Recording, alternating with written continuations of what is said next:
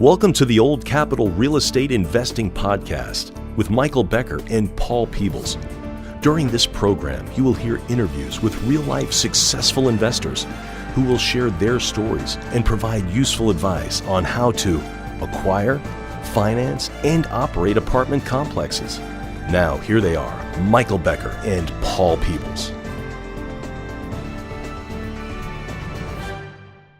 Welcome to the Old Capital Real Estate Investing Podcast. I'm your host, Paul Peebles, National Underwriter for Old Capital. And joining me today would typically be Mr. Michael Becker. But Michael is, again, doing some due diligence on another transaction that he's about to close. So he is busy and doing well doing that. So joining me today, I would say, is Michael Becker Jr. Hello, Michael Becker Jr., better known as JC Castillo. JC, how are you? Hey, I'm good. I'm going to do my best impression of Michael today, but those are some big shoes to fill, Paul. So JC, who's one of our friends that owns multifamily properties in the Dallas-Fort Worth area, but lives in San Jose. He's one of those high-tech guys that made a name for himself a number of years ago buying his first multifamily property. He's done fantastic. You bought your first multifamily property before the last cycle. I did. And you've hung on. I hung on. I've seen some big downs, and I've seen it come back up, so I have rode the cycle. You've done a fantastic job, and now you have, over 1,000 units or so? Yeah, we've bought and sold over 1,000 doors. We've kept about 650 of those today. Wow. So JC really is a huge amount of influence in the multifamily business down here in the Texas area. People absolutely love JC because he's a straightforward shooter, and a lot of brokers like to do business with straightforward guys and guys that they kind of know their stuff and have a history in the market that do what they say. So that's great. So I'm going to turn it over to JC, and we're going to talk a little bit about different ideas today because we want to try to involve more women in multifamily, and more women just not in multifamily, but more women in real estate. So it's kind of interesting to have two guys talking about women in real estate. Two guys talking about women in real estate, but I think we're going to bring some third person onto this podcast that actually might be able to speak even better to that topic. So, well, tell us a little bit about who you're bringing on. Yeah, so we've got a really amazing guest today, and I don't know if everybody's ready for this in the apartment world, but we've got Kathy Fettke coming on from the Real Wealth Network, and she's here today to share her story of success in real estate. And let me tell you something, she is the real deal when it comes to real estate. So Kathy, why don't you go ahead and introduce yourself? Thank you so much. I appreciate that intro. A lot of our San Francisco Bay Area listeners would know who I am. I've been helping people understand real estate for 20 years now. And it's interesting. Our rooms are full of a lot of women, a lot of men. But when I'm on stage, it is usually just me. And I've often wondered, why is that? Is it because women are afraid to get up and teach, or are there just not as many women in real estate? I'm not sure, but I have noticed that at many, many events, and I speak at several every month, I'm oftentimes the only female. That's amazing. I would say that's definitely a keen observation for the whole industry itself, that we do not have enough female representation in multifamily. We don't have enough female representation on single family or in real estate itself. And so we're banging the table, and I've banged that table for probably about 4 or 5 years to get more women into management roles in terms of owning properties, being a sponsor, a deal sponsor, a person that runs the show. We want to have people that have a depth of knowledge, and the first thing they have to do is take the first step. And so that's what a little bit we're going to talk about today is taking the first step into real estate. So JC, continue on. Yeah, so Kathy, everybody loves a great story, and so do the listeners on this Old Capital podcast. So why don't you tell us your story? Oh, well, if you knew me 20 years ago, I'm not the same person at all. So my, inspiration to other women would be, it's a step-by-step process. If I met me today, I wouldn't know how to get here. But what I did know how to do is care about my family. And that's easier, right? That's easier to grasp. Sure. At the time, let's see, I just been married, 1997. My husband and I got married. We had 2 small children. We bought our dream house. He had written a book called Extreme Success, and he was traveling around the world teaching people how to be more successful in all areas of life. He was becoming the new Tony Robbins and Build That Way with his New York publisher. Everything was fantastic. I was living my dream, a home with the kids and in my dream house. Until one day he came home. He'd just been in New York on TV, and he walked through the door with tears in his eyes. And this is a huge guy who jumps out of airplanes and surfs hurricane waves. And he's like a big, tough, strong guy. He doesn't cry unless he's happy or he's laughing. So these were not happy tears. It turns out he had just come back from a doctor's appointment. They'd found a freckle. More testing showed it was melanoma. More testing showed it may have spread to his liver. And the doctor told him that day, we think you maybe have 6 months. Oh, my gosh. So as his wife and my true love, thought, okay, the best thing I can do is step up, let him, if it's true, which I refuse to believe, but if it's true, let him have the best 6 months of his life, spend time with our young kids, travel, do whatever he wants, not whatever, but Sure. Enjoy his 6 months. And I would take over the money. But the problem was I had been a stay-at-home mom for a while. I didn't know how to jump back into that world. I didn't know what to do or how to make money, really. I'd always followed my dreams that didn't necessarily come with money. And so I thought, okay, how am I going to take over this $4,000 a month mortgage in our new house? How am I going to bring in this kind of income when I forgot what the world is like out there? But I still had a radio show. Because I'd been in broadcasting, my career was in the news, and I had this radio show that didn't pay anything. But I thought, I knew at least that I had to do something I loved, and I had to just utilize my skills. And maybe I wasn't good at anything, but if I was good at one thing, that might be enough. Mm-hmm. And I was good at radio. So I just turned it into a wealth building show. And I'm going to use this microphone to find out how to make money. And I did. So I don't know if you ever heard it. It was on KSFO back then, KNEW for a while. And I just started interviewing wealthy people to find out their secrets. So once this radio show took off, how did you parlay that into sort of a full-blown real estate career? Because you've done some pretty amazing things in the real estate world. It was step by step. And by the way, again, for many women who look at me and say, well, I'm afraid of the microphone. Well, so was I. I used to have to do 20 push-ups before every show because I was so scared. And I'm not good at push-ups, but it was enough to get my nerves out. I couldn't speak in public because I was terrified to even say my name in front of a group. But my husband took me to Toastmasters and I learned. I went every week and I, said one sentence, then one paragraph, and then a speech. And the next thing you know, I'm speaking at the Toastmasters conferences and now speaking all the time. So it's one step at a time. But how did I parlay it? It just happened, again, one step at a time. I wanted to learn, and I would ask a million questions of every guest.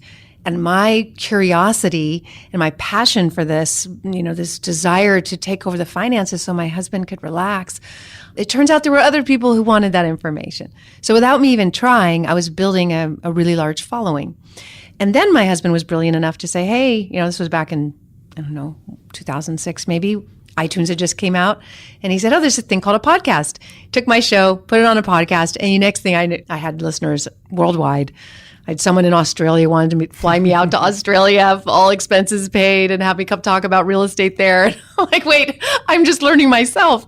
But yeah, it just kept growing one step at a time. So were there any sort of notable people that you've had on your podcast that you like to highlight now that we're talking about women in real estate? So many. I haven't had a lot. It's interesting you say that. I really haven't had as many women. Kathy, we need to change that. Men. Let's change that. Let's do that. But one of the people who was a great mentor to me was Robert Kiyosaki, as he's been to many people. Had him on the show back in 2005, maybe. And, at that time, the way I solved the problem I had, which was money, I had to figure out how to take over the finances and medical bills. Let me tell you, you can do all the saving you want. You can do everything your financial planner tells you to do, put 10% in savings, 10% in investment.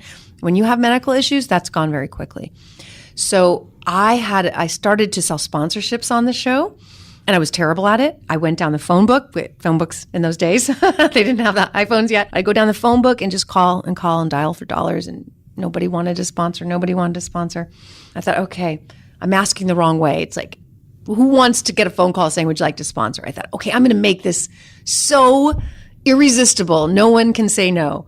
So the next person I called, I said, how would you like to be a star? And the guy's like, yeah.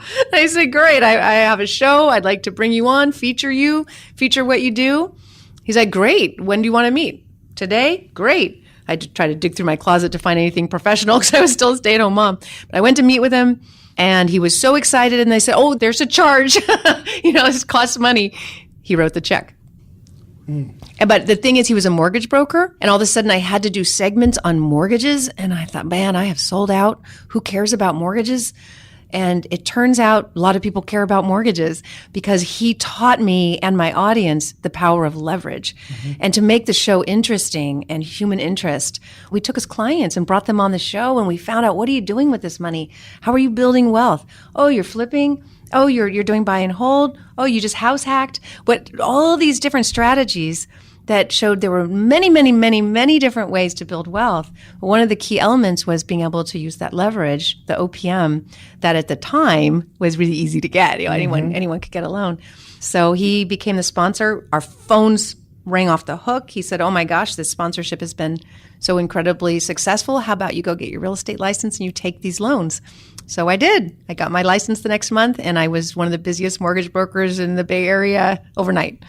So that's how you got started. So you first became a mortgage broker. So Yes. now let's take this sort of 5 steps forward, and let's get to sort of what the listeners might really want to be here. Now, you're doing some pretty significant things in the single family world. Why don't you tell us a little bit about some of your projects that are going on today? Sure. So back then when I was doing all these mortgages, and I'm like, why can I give this loan to this person who cannot pay it back? Like, I don't understand it. And I would look the person in the eye and say, when this payment adjusts, you don't make enough money to cover it. I don't think this is a good idea. And they say, well, it's not your choice. It's my choice. I want this loan. So I knew something was very wrong when I could do a Nina loan, no income, no assets, and give them $5 million away. So I had Robert Kiyosaki on, back to him, and he said, look, it's not okay. It's not normal. There is going to be a collapse. It's going to hit California real bad because prices have gone up way past affordability. So here's my advice. Sell everything in California and buy in Texas. So I thought, okay, did you hear that, audience? And Ollie, that sounds familiar, huh? Yeah, I jumped on a plane. I learned Texas real fast. I met with every property manager I could meet. I looked at properties. I came home with 5 homes, single family homes in Rockwall I paid $120, I think, for brand new homes in Rockwall. Talked about it on the show. All my listeners wanted to do the same.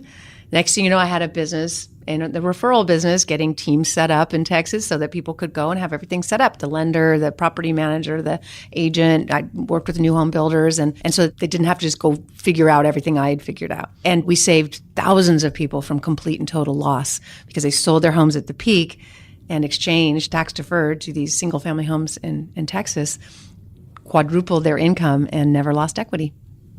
So I'm personally really big on live in California, invest in Texas. Yeah.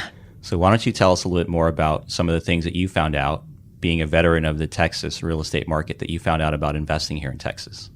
Oh my gosh. I mean, just right off the bat, I'll give you an example. One woman came in to my office because she heard me raving about what we had just done, and we bought like 14 more. But back in those days, you could get a loan on an investment property with no money down, maybe even get some money back. It was pretty easy to get in. So I, was kind of talking to people about that, and I was of course doing loans for them. So there was a business incentive there too. But we started to notice, like, first and foremost, this woman came in. She had 3 properties in Stockton. They were worth about $420,000 each. They were just dumps. They were in a bad part of town, high crime. They were always breaking down. She was being nickel and dimed every month. Evictions. You can't evict in California. It's so hard and difficult. It's a lengthy process. She came in and said, I just want to retire, and these properties are a drain. And I said, well, listen, let's sell them. It's the peak. Let's exchange them. We got her 9 or 10 properties in Rockwall, Texas. Again, $120,000, $130,000 homes that were beautiful, brand new. And she, again, quadrupled her income. She also had the beautiful fact that you can evict here. If someone doesn't pay, it doesn't take you years or months. It takes you 45 days or something. Yeah, you don't pay, you don't stay here in Texas. If you don't pay your rent, the sheriff comes and puts your stuff on the street, right? And it becomes public property. Yeah, definitely landlord friendly, more than a lot of other states, especially California. It was amazing. So that was a huge incentive. This woman who sold her 3 properties in Stockton for $420,000, about 18 months later, those properties were worth about $120,000, maybe less. So whoever bought those from her did not do his homework on understanding market cycles, but she got out of it in time, and her properties only went up in value, and her cash flow went up as well. Incredible. So, and that was pretty much the standard. That's what we were teaching people. Now, I didn't take my own advice every time. We bought a lot of property in Texas, but then I thought I was really smart. This is what I'm seeing a lot of people now who have not been through a downturn is they're like, look at me. I've made so much money in the last 10 years. Well, I hope so. Because when you look at the charts, it's just up. But what they haven't experienced is the down. And that's a little terrifying. So that was me back then. I was like, look at me. I got this.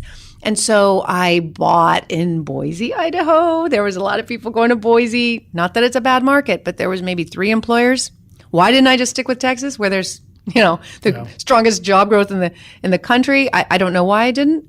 Went to Boise, and then we bought some in Tennessee, in this small little town, and just I went off my rules, off what I was teaching other people, which was to be in a diversified market, landlord friendly, and low state income tax and all that. And and then we kept some California property, 2 big multi-million-dollar properties that we just got, if you have one weak link in your chain of real estate properties, it can take the whole thing down.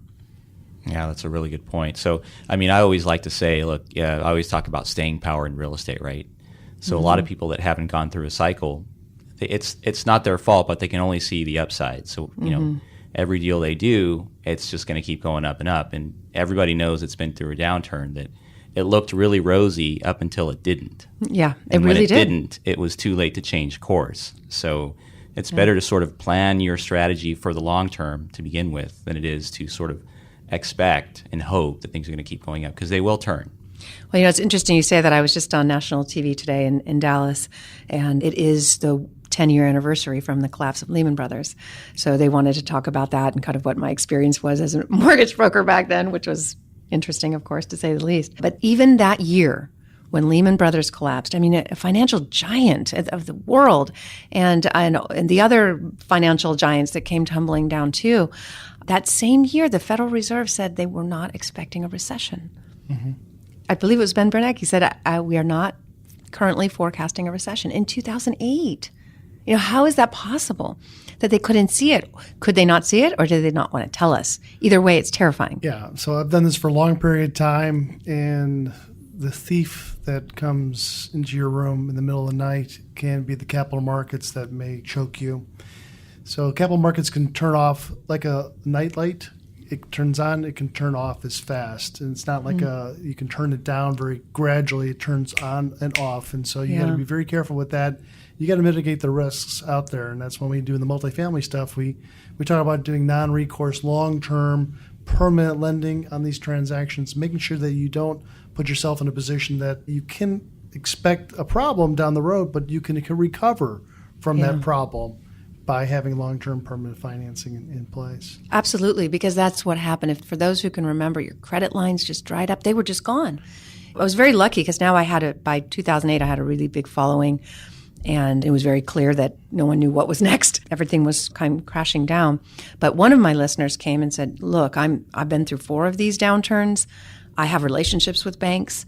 I can pick up subdivisions for 10 cents on the dollar, land for even less, if you can raise money. In fact, he said, I've got 27 townhomes, waterfront in Portland, 70% complete, nothing wrong with them, built well, but the credit line disappeared. A very good builder, 70% through his project, and his money was gone. Stopped, yeah. It just stopped. There was no liquidity, just like you said.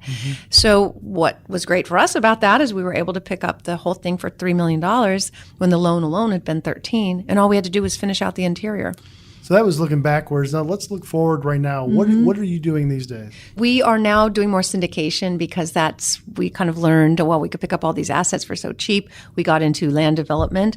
So in addition to still helping thousands of investors worldwide find rental property, whether it's single family, 1 to 4 unit or multi, we don't focus a lot on multifamily because most of our listeners aren't in a position to take on something like that unless we syndicate. Right. So we either help people get into single family or 1 to 4 units, or we syndicate and do large deals together, like a big apartment we bought in Mountain View that we're bringing it from 200 units to 800, increasing density there and building apartments. But I would love to hear from you guys.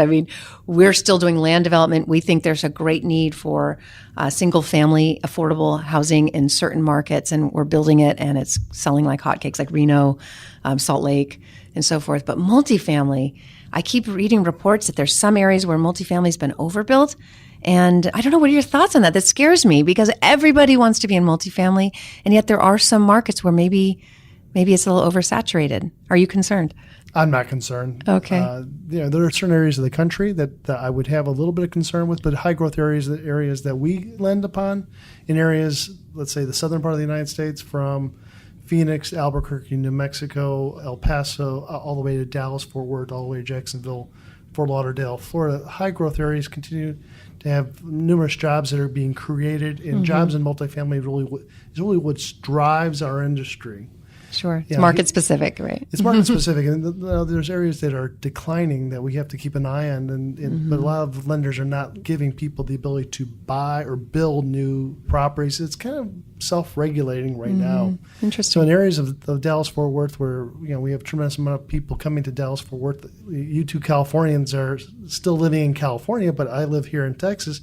But I can't tell you, we have probably about 300-400 people a day coming from outside the state of California to live here in Texas. Sure. Or outside the state of Texas, live here in Texas. So you get a huge amount of people that come every day, and they all need places to live. And so you're not concerned. I'm not too terribly concerned. The banks are keeping a close regulator on making decisions whether they're going to lend on new construction. Now, the properties that are being built today, in 30, 40 years ago, will be B and C class properties. Today they're going to be A class properties. They're going to have high amenities. But so the properties that we lend upon or people that buy these properties, I don't have great concerns unless we have a large pullback in the recession. And that's why I say go to long-term permanent financing to mitigate some of those risks. Yeah. But what I've been banging the table on for the last 3 or 4 years is getting more women into real estate. And that's really why I wanted to have Kathy on the show here today. Just kind of talk a little bit about trying to get more people into real estate, into positions that whether they want to become deal sponsors, they want to run some of these properties, they want to invest. Sometimes you don't have to have a full-time job to get into real estate. Maybe you don't have all the money to do it. Maybe you can go from being a limited partner to a deal sponsor. So, JC, tell us a little bit about what we're looking for these days. Yeah, talking about, inspiration for more women in multifamily, Paul, we co-run an apartment investor network group out in Northern California, right? Yeah. So we had a meeting a couple months back, and we were running the meeting. Everything went great.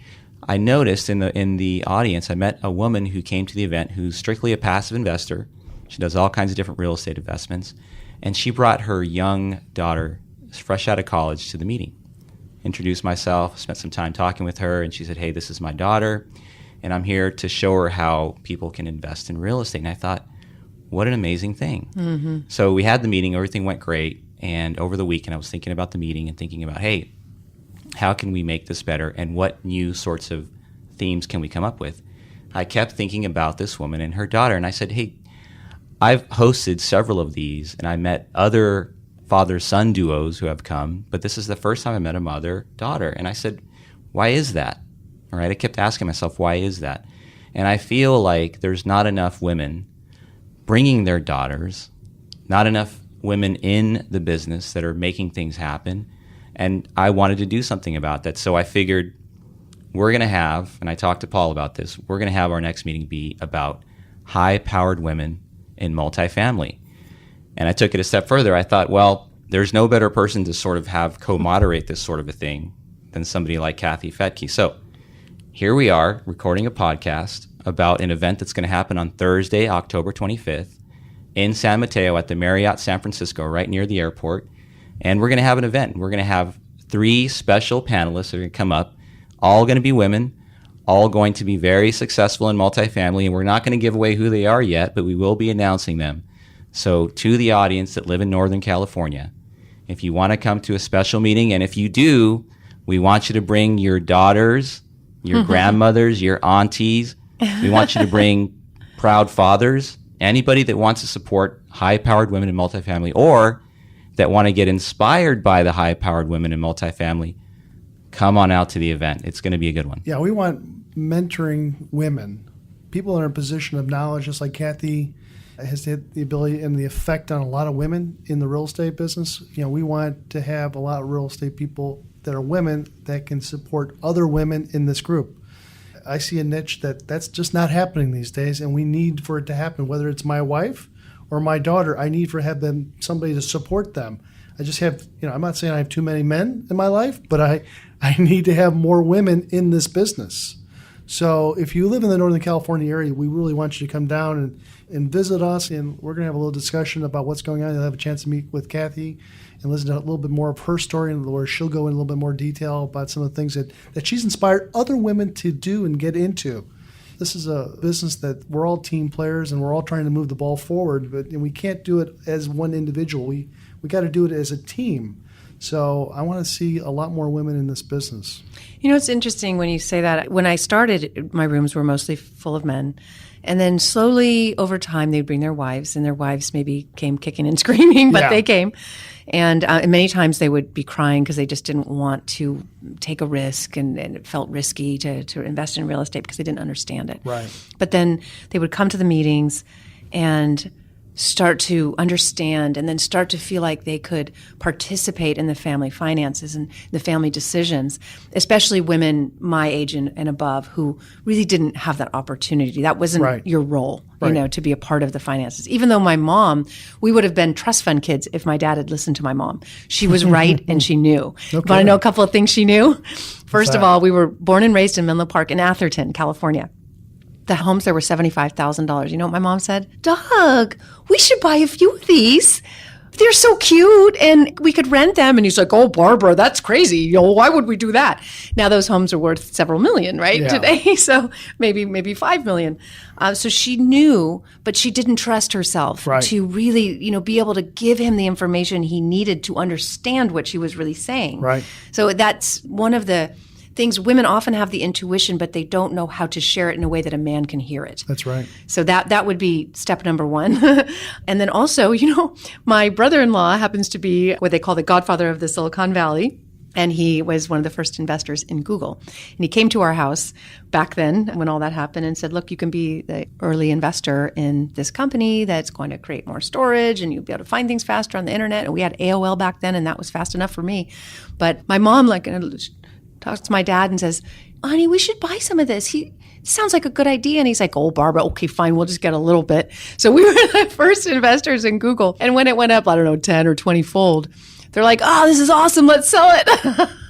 Oh my amazing. gosh. That's an amazing Once again, story. I was supposed to be a trust fund kid, but it didn't happen. So, but if it had, then I wouldn't be here teaching people how to build wealth if it had come that easily. But my point is that if she had, again, known how to just do a little more research and be able to present it in a way that, he could understand. So women come to me now and say, I can't thank you enough, because now I sit with him and we do this together and he listens to me, and we're partners in these decisions and in our finances, and they cry. They just feel so valued and heard. And it's good for marriage. It's good for longevity. Well, people invest in this, stocks, bonds, I guess cash with CDs, but they don't do a lot of investing in real estate together. Maybe they just don't know how to. Mm-hmm. And so having another person part of a team know more, just like your mom did, if she was able to communicate to your father, you could have been a trust fund baby. But I think what we're trying to do is get more women in a position that they know what the heck they're talking about. Yes. And so, we get a lot of engineers who are very good with mathematics and asking a lot of questions. But I want those engineers to bring their wives. I want them to bring their daughters, their sister. I want them to listen to exactly what's going on, because I don't want them to not know what their husband is trying to get into or invest into. Mm-hmm. I want full disclosure. I don't want to make sure anybody loses any money. So I want to make sure that they know as partners in these deals that what other part of their family members are actually doing. Yeah, women can often feel you feel so weak and out of control when someone else is making those decisions. You bet. Don't get to be a part of it. Right. It is really important. So go ahead. I think that the other thing that we want to reiterate here is that the idea behind the Apartment Investor Network is we want to help people that live in California figure out ways to invest in awesome investment opportunities out of state, multifamily investment opportunities. And so I think, again, to go back to the idea of this event, if you're living in Northern California and you're interested in coming out and talking about what it takes to be a high-powered, successful woman in multifamily, then you need to be at this event. Again, it's Thursday, October 25th. It's going to be at the San Francisco Marriott. And none other than Kathy Fettke of the Real Wealth Network is going to help to co-moderate this event. Brad Sumrock will be there. Brad Sumrock will be there. He is part of our trio, right? Our Three Musketeers. That's right. He'll absolutely be there. He is brilliant. Paul Peebles will be there, and Michael Becker Jr., better known as J.C. Castillo. I will be there. So, Kathy, how can someone get a hold of you if they're interested in learning more about what you do? Sure. realwealthnetwork.com. It's free to join. We have tons of free education. And I think what I am gifted at least is what I'm told, is I can take these very complicated concepts and simplify so that I think women like it and understand it. I can bring it from a perspective that is more fun to sit through an hour and understand. So realwealthnetwork.com. And then I also have my podcast, The Real Wealth Show. That's great. Awesome. So tell me, how's your husband these days? Sometimes I forget to give the ending of that story. He is healthy. He is my co-CEO. We work together. We have lots of tips on how spouses can work together and still love each other. Great. And he's healthy and happy today. I love a happy ending. JC, anything more? Well, hey, if you want to find out more about the Apartment Investor Network, you can go to our Facebook page. You can like and follow us at Apartment Investor Network. And if you'd like to learn more about my company, multifamilypropertygroup.com, get a hold of me anytime. Sounds great. Guys, thanks for sitting in the podcast. We appreciate your time today. Again, Kathy Fettke, thank you for making the flight all the way from San Francisco. JC, thanks for making the flight all the way from San Jose. Appreciate that. Again, I'm Paul Peebles. Have a great day. Thanks for listening to the Old Capital Real Estate Investing Podcast. Please join us at oldcapitalpodcast.com to sign up for our weekly email updates. We'll see you next week for another great interview.